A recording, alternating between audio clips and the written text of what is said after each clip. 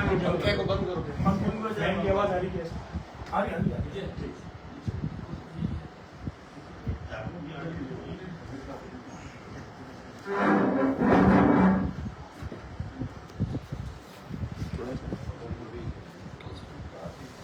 हाँ रोलिंग। नमस्कार थार परिवार के पत्रकार साथियों। इस देश में बहुत मुद्दे हैं, विश्व में बहुत मुद्दे हैं, बहुत बातें भी है, वो तमाम बातें बहुत बड़े लोगों की भी बात है। लोकतंत्र के अंदर जो सबसे बड़े पद पर बैठे हुए हैं उनकी भी व्यक्तिगत बातें भी हैं। कल हमने हमारे प्रधानमंत्री जी आदरणीय नरेंद्र मोदी जी थार में आए थे बीकानेर, जब उन्होंने यही बात करी कि उनके खून में सिंदूर बहता। 2014 में आदरणीय नरेंद्र मोदी जी ने टोक्यो में ये बात करी कि मेरे खून में पैसा बहता है, नसों में खून भी बहता है। इस तरह की और कई ट्रंप जी जो अमेरिका के राष्ट्रपति जी हैं वो कहते हैं कि ऑपरेशन सिंदूर को नजरअंदाज करो, बैठे हिंदुस्तान, पाकिस्तान और अमेरिका और व्यापार की बात करें, ट्रेड की बात करें। इस तरह के हजारों लाखों और मुद्दे हैं इस देश और दुनिया के। पर थार के आम निवासी के सामने बहुत बड़ी विकराल समस्या और संकट आने वाला नहीं, वो आ चुका है। और उस संकट से अगर हम सब लोग एकजुट नहीं होंगे तो हम लोग मुकाबला नहीं कर पाएंगे।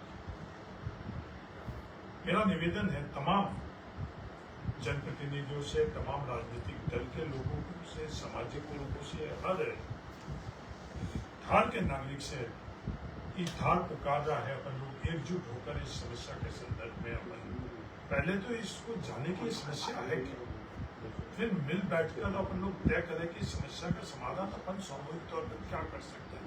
उस संदर्भ में अपन इस पर एकजुट होकर और कार्य करें। इसमें कोई राजनीतिक विचारधारा, मैं व्यक्तिगत तौर पर हर जनप्रतिनिधि, हर राजनीतिक दल को भी निवेदन करूंगा, मैं उनको चिट्ठी भी लिखूंगा, बात करने की जरूरत पड़ेगी तो मैं बात भी करूंगा, पावर सेंटर्स को भी बात करूंगा, संवैधानिक पदों पर बैठे उन लोगों से भी बात करूंगा, सब लोगों को मिलकर।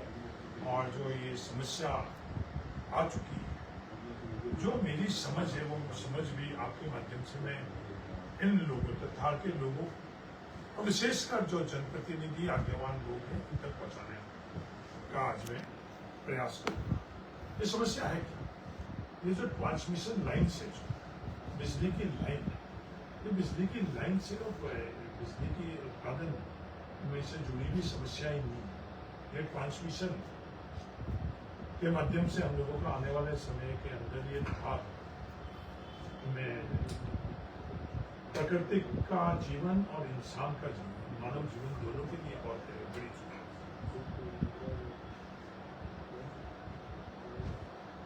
राजस्थान के अंदर 2030 तक 115 गीगावाट का लक्ष्य रखा। तो 115 गीगावाट का लक्ष्य रखा हुआ है, वो सबसे ज्यादा इसका उत्पादन कहाँ? ये उत्पादन जैसलमेर और बाड़मेर इलाके के अंदर, कुछ पड़ोसी में भी है, कुछ बीकानेर में भी है। तो ये तमाम जो 115 गीगावाट का जो लक्ष्य है वो थार में, थार के अलावा बाहर का कोई इलाका नहीं जिसमें। अब जब उत्पादन हो रहा है, उत्पादन को ट्रांसमिशन, जो उत्पादित विद्युत है उसको आगे ले जाने के लिए, नेशनल ग्रिड में ले जाने के लिए ट्रांसमिशन लाइन से क्या उत्पादन चैरिटी के तौर पर हो रहा? नहीं, तमाम उत्पादन व्यावसायिक तौर के ऊपर हो। व्यावसायिक का मतलब कि जो भी उत्पादन कर रहा है वो आर्थिक धन कमाने के लिए, पैसा कमाने के लिए कर रहा है। फिर सवाल ये उठता है कि ये ट्रांसमिशन है, जो उत्पादन करने के बाद में जो बिजली उत्पादित की गई बिजली है, किसी भी सूत्र से जो लाइन, जो विद्युत लाइन है जिसको अपन हाई ट्रांसमिशन लाइन कहते हैं, उसको नेशनल ग्रिड तक पहुंचाने के लिए क्या वो फ्री में कर रहे हैं, चैरिटी में कर रहे हैं, उसका जवाब है नहीं। जितनी भी कंपनी, चाहे पावर ग्रिड जिसको हम लोगों के यहाँ ये कह रहे हैं कि सरकारी कंपनी नहीं, ये पीएसयू प्रॉफिट अर्निंग कंपनी है, या कोई दूसरे स्टेरलाइट जैसी और दूसरी कंपनी है, वो तमाम जो लाइनें लगा रही है, वो लाइनें लगाने के बाद में उस लाइन के माध्यम से जो विद्युत लेकर जाएंगे, जो बिजली लेकर जाएंगे, उसके लिए पैसे लेंगे। ये बात भी हमको समझने की आवश्यकता है।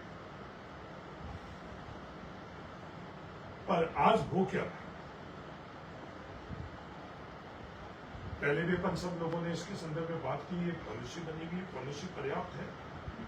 सबसे बड़ी बात हम लोगों के सामने ये है, इससे पहले भी यहाँ राष्ट्रीय हित के अंदर जो काम हुए, उसमें किसानों को, आप जहां बैठे हो उससे चंद किलोमीटर दूर JSW वो विद्युत उत्पादन राष्ट्रीय हित के लिए बादरेस में 21,000 रुपए प्रति बीघा का कंपनसेशन दिया गया।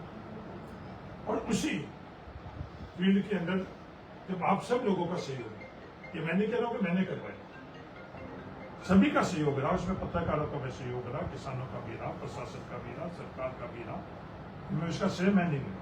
तो 3.5 लाख रुपए उन किसानों को ऑयल फील्ड के अंदर हम लोग ऑयल फील्ड में के अधिकार किसके पास है? ऑयल फील्ड का अधिकार ONGC के पास है। ये ONGC क्या है? ONGC भी पब्लिक यूनिट है, PSU। उसके लिए भी जब यहाँ जमीन अधिग्रहण की गई, क्या ये DLC के माध्यम से की गई? अपन सब लोगों ने सामूहिक तौर पर प्रयास किए ना, तो उनको जो किसान थे उनको हमने DLC से कई गुना पैसा उनको दिया। पर आज क्या हो रहा है? आज ये जो ट्रांसमिशन लाइन्स लग रही है, उस ट्रांसमिशन लाइन के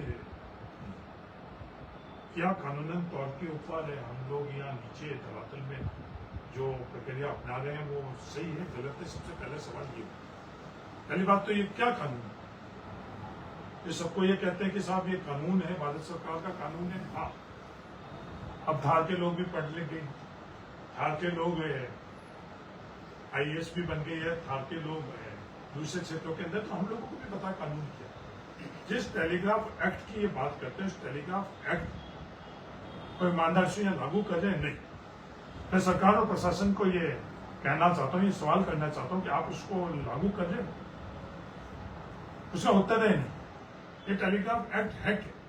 टेलीग्राफ एक्ट जिसके माध्यम से आप पुलिस को भेज रहे हो, जिसके माध्यम से आप प्रशासन को भेज रहे हो, मैं जिला प्रशासन और सरकार को कह रहा हूँ कि आप सही भेज रहे हो? नहीं भेज रहे। मैं कहने के लिए नहीं कह रहा हूँ। ये टेलीग्राफ एक्ट जो है ये आप लोगों के सामने, इसके अंदर प्रावधान, ये प्रावधान क्या है? टेलीग्राफ एक्ट के अंदर प्रावधान है कि कंपनी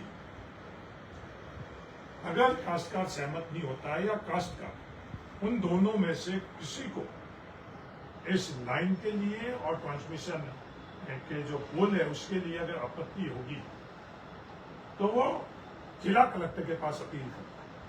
मैं तमाम जिला कलेक्टर से पूछना चाहता हूँ कि आपके पास कोई भी, आज तक जब मैंने ये बात पता करी, एक भी कंपनी ने जिला कलेक्टर के पास नहीं गई। तो आप खुद कानून को अपने हाथों में ले, जब आप किसी प्रशासनिक अधिकारी को वहां भेज रहे हो, पुलिस को भेज रहे हो, ये जो टेलीग्राफ एक्ट है इसका वायलेशन, जिसके आप कहते हो कि ये टेलीग्राफ एक्ट के माध्यम से हम लोग करें, इसका वायलेशन आप खुद कर रहे हो। एक जगह भी इस ट्रांसमिशन लाइन के संदर्भ में आप लोगों ने फैसला किया नहीं। तो थार के लोग हैं, थार के लोगों का जो कानूनन हक और अधिकार है उसको आप कुचल।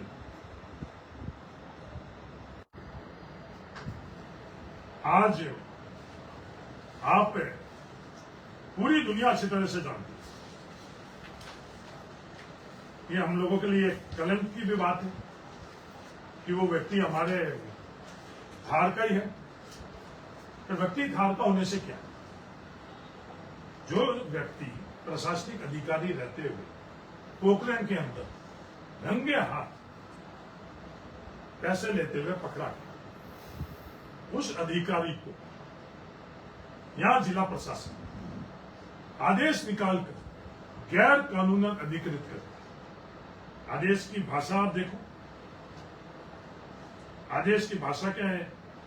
बिल्कुल अलग और नीचे व्यवहार अलग। और ये कानूनन नहीं है, गैर कानूनन। हर कोई अच्छी तरह से जानता है कि वो व्यक्ति की कृत्य क्या है। पोखरण के अंदर भी थे, उस समय तत्कालीन सरकार हम लोगों की थी। मैं जो सरकार में उन लोगों को भी चेताना चाहता हूं, उसकी कीमत हम भुगत चुके हैं। हम इस थार में बाड़मेर जैसलमेर के अंदर 9 सीटों में से 1 सीट क्यों जीते? वो इस तरह के कृत्य के कारण जीते। थार के लोग बहुत सचेत सतर्क कि इस तरह के भ्रष्ट व्यक्ति को दंडित करने की जगह उसको हम लोगों ने हमारी सरकार के वक्त उसको बरी करना, ये पाप तो हम लोगों ने किया और इस पाप की कीमत हम लोग लोकतंत्र के अंदर जो भुगतने होती है वो भुगत चुके हैं। और उसी को पुरस्कृत करकर और पूरा हर स्तर के ऊपर थार फैला रहा था। हर कोई ये कह रहा था कि ये आज व्यक्ति जो एसडीएम के पद पर रहते हुए आज इस बॉर्डर के अंदर गैर संवैधानिक और गैर कानूनन तौर के ऊपर वो क्या कृत्य कर रहा है। उसके बावजूद भी इस व्यक्ति को पुरस्कृत कर इन कंपनियों, इस कंपनियों का किस मकसद से और किस मंशा से उस कंपनियों के लिए आदेश निकला, आज ये सवाल खड़ा होता है। कानूनन तौर के ऊपर इस कंपनियों के अंदर क्या चीजें हो रही, प्रति जो पोल है, ट्रांसमिशन लाइन है, उसके लिए लाइजनर का व्यवस्था कर रखी। जो थार के किसान काश्तकार को तो आप लोग पैसा नहीं दे रहे, उस लाइजनर को लाखों रुपए पर पोल दे रहे हो। वो लाइजनर आगे क्या कर रहा है? वो लाइजनर ऐसे लोगों के माध्यम से गैर कानूनन यहाँ के किसानों का शोषण कर। मैं उनको भी सतर्क करना चाहता हूं जिनको ये लगता है कि इनके माध्यम से हम हमारे कुछ काम करवा देंगे या इनके माध्यम से हम लोग किसी को दबा देंगे, किसी का शोषण कर लेंगे। ये थार के लिए सही नहीं है। जब थार के लिए सही नहीं तो आपके लिए भी सही नहीं। इस तरह के कृत्य जो भी हो, ये नई व्यवस्था इन लोगों ने चालू कर दी। नई व्यवस्था क्या चालू करी कि जो पर पोल लाइजनिंग के लिए इन्होंने पैसे करने, और सब जानते हैं। अगर कोई ये कहता है कि किसी को पता नहीं है तो वो झूठ बोल रहा है। बड़े से बड़े अधिकारी को यहाँ पता है, जो यहाँ जिला प्रशासन के अंदर बैठे हुए हर जनप्रतिनिधि को पता है, सरकार को पता है। किसान को तो हम लोग मुआवजा नहीं दे रहे हैं, और उन लोगों को लाइजनर के तौर के ऊपर हम पैसा दे रहे हैं। और वो क्या कर रहे हैं? हमारे अज्ञान किसानों का शोषण करते हैं। अज्ञान किसानों का शोषण, एक व्यक्ति को तो हजारों रुपए दे रहे हैं और दूसरे व्यक्ति को वो लाखों रुपए दे रहे हैं। यहां जो कंपनी आई हुई है, वो यह कंपनी है, शीर्ष स्थान पर कोई है, उनमें से एक मगराज जी जैन कदम से, उनके खेत के अंदर एक लाइन नहीं निकली है, 2 लाइन नहीं निकली है। क्या स्थिति? जिस व्यक्ति ने अपने पूरा जीवन इस थार के लिए दिया, उस व्यक्ति के खेत के अंदर क्या चीज हो रही है? मेरा निवेदन है कि एक बार जाकर आप शिव में देखें। वो परिवार नहीं बोलता, क्योंकि उस परिवार ने कभी भी खुद के लिए जीवन नहीं जिया, नहीं तो मगराज जी जैन ने जिया, नहीं कोई दूसरा उनके परिवार की दूसरी पीढ़ी जीते। पर जाकर तो देखो वहां स्थिति क्या है। आज नीचे स्थिति इस तरह की हुई। अब जो ये समस्या है, कानूनन तौर के ऊपर तो मेरा निवेदन है हर व्यक्ति कि सबसे पहले तो इससे हम लोगों को नुकसान क्या होगा। जो ये ट्रांसमिशन लाइन निकल रही है, ये सिर्फ एक तार नहीं, ये हम लोगों को समझने की आवश्यकता है। इलेक्ट्रोमैग्नेटिक फील्ड है। इलेक्ट्रोमैग्नेटिक फील्ड क्या होता है? वो ये बड़े अधिकारी, बड़े निर्णय करने वाले लोग अपने परिवार को इलेक्ट्रोमैग्नेटिक फील्ड के पास में रहने देंगे नहीं। इन बड़े अधिकारियों के या बड़े जो सरकार में बैठे हुए लोग हैं या कंपनियों के सीईओ है, मैनेजमेंट है, उनके घरों के ऊपर से पास में से इलेक्ट्रोमैग्नेटिक फील्ड तो बनाने देंगे नहीं। वो अपने बच्चों के लिए तो जीवन एक अच्छा जीवन जीना चाहता है।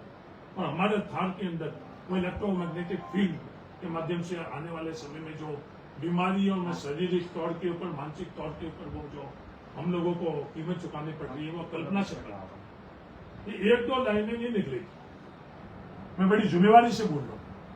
जो लक्ष्य रखा गया उसमें हजारों लाइनें निकलेगी। जब हजारों लाइनें निकलेगी तो इस इलाके के हर दूसरा तीसरा खेत के ऊपर से लाइन निकलेगी। जब लाइन निकलेगी तो किसी का भी जीवन इससे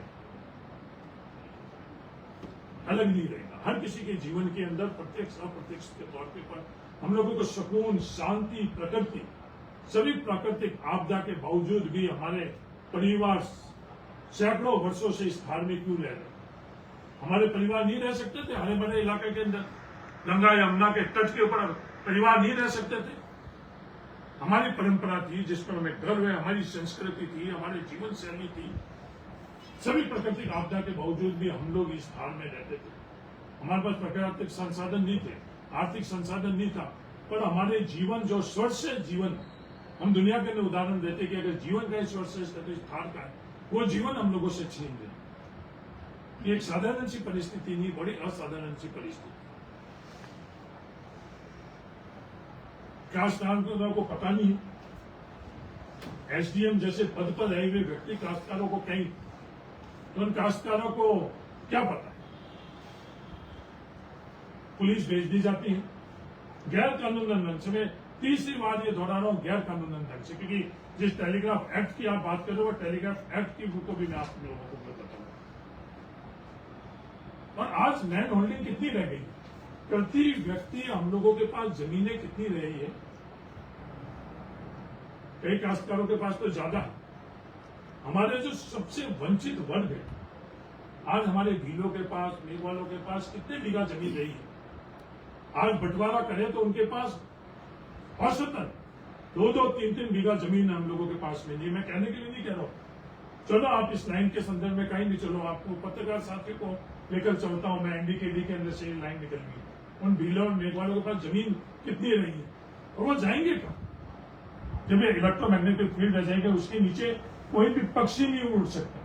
मैं उदाहरण देना चाहता हूं कि जब ये कवास की बाढ़ आई थी, इस बाढ़ के वक्त के अंदर एक बुजुर्ग व्यक्ति ने अपनी मवेशी छोड़कर आ गई थी। उनको बोट के माध्यम से जब हम बाढ़ लेकर आए तो अगले दिन वो बुजुर्ग व्यक्ति पूरी रात वहां बैठा रहा, वो कि सब जैसा जीवन होगा मेरा, मुझे इस नाव के माध्यम से वापस उनके पास छोड़ो, मैं मेरे उस भविष्य के साथ ही रहना चाहता हूँ। उनका क्या हाल होगा? ये था, ये दुनिया नहीं समझ सकती।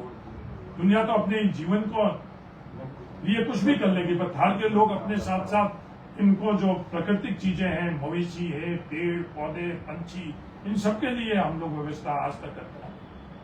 क्या उनके नीचे से कोई प्राकृतिक चीजें, हम लोगों की वनस्पति है, हम लोगों के जो जानवर है, पक्षी है, वो रह पाएंगे? नहीं रह पाएंगे। 33 मीटर तक उसके ऊपर किसी भी प्रयोजन से मकान नहीं बनाया जा सकता है, ये कानून है।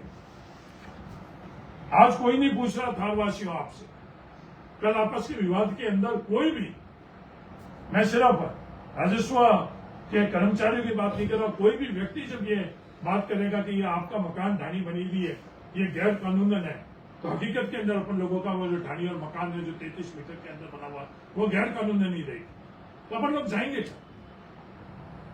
मैं राजस्थान सरकार और भारत सरकार से ये निवेदन करना चाहता हूँ, या तो हम लोगों के लिए आप स्पेशल आदेश निकाल दो। ये पहली दफा हमारे साथ अन्याय नहीं हो रहा है, थार के साथ पहले भी अन्याय हुआ है।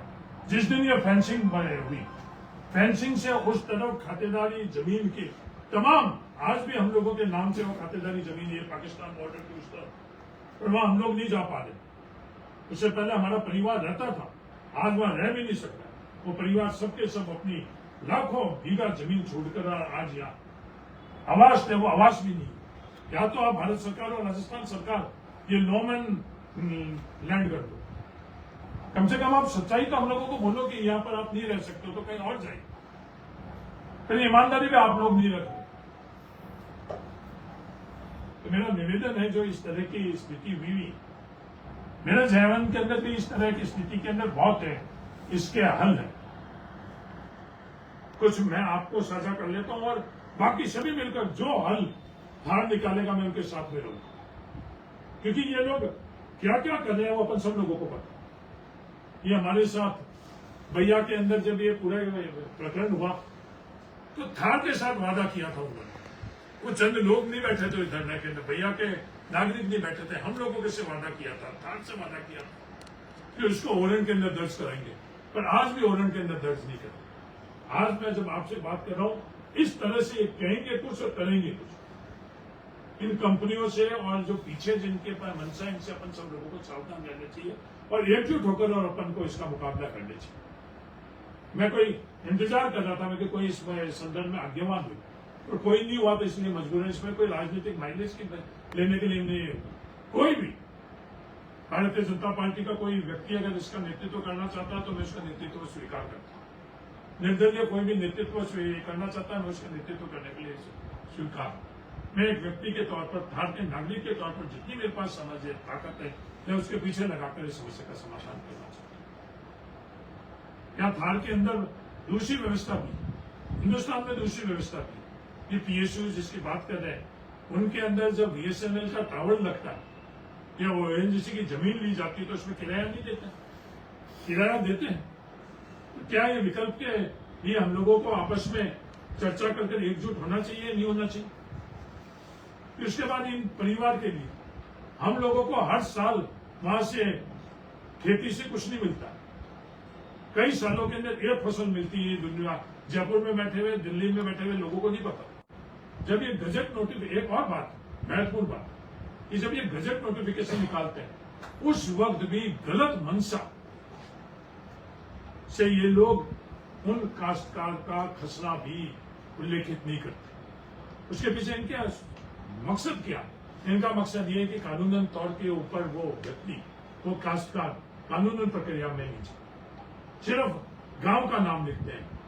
मैं उनको कहना चाहता हूं, मैं सरकार को कहना चाहता हूं, प्रशासन को कहना चाहता हूं, क्या ये सही है? इसी से आपकी नीति और नियत के ऊपर प्रश्नवाचक चिन्ह रखते हैं। आप जितने गजट नोटिफिकेशन वो निकाल कर देखें, तो आप खुद झूठ के आधार पर, गलत तत्व और तर्क के आधार पर यह काम करना चाहते हो, इस धार को खत्म करना चाहते हो। अब इसका विकल्प एक है कि कोई कॉरिडोर बनाए, उस कॉरिडोर के माध्यम से ये पूरी की पूरी ट्रांसमिशन लाइन से उसको लेकर जाए। एक मैंने कहा किराए के माध्यम से करें, और एक जो मैं विधानसभा में भी बोल चुका,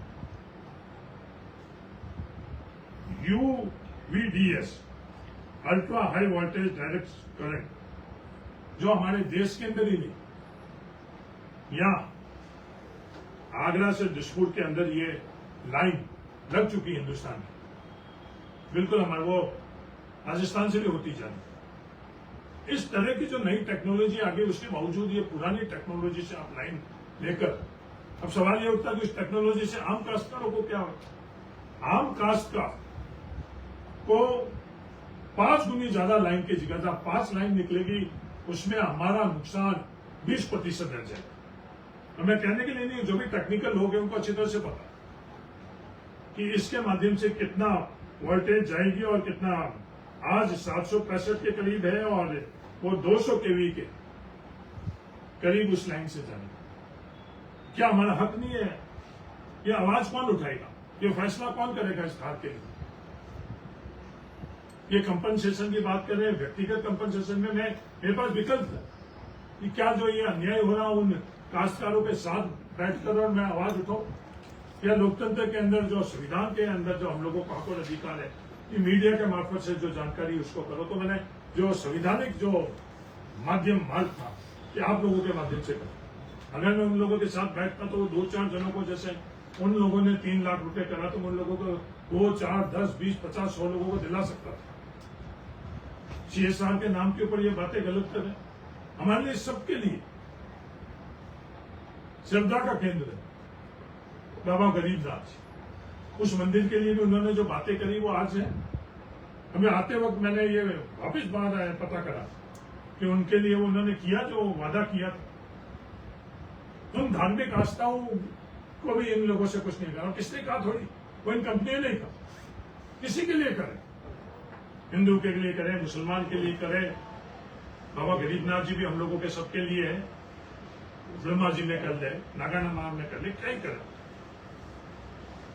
पर ये लोग नहीं करेंगे।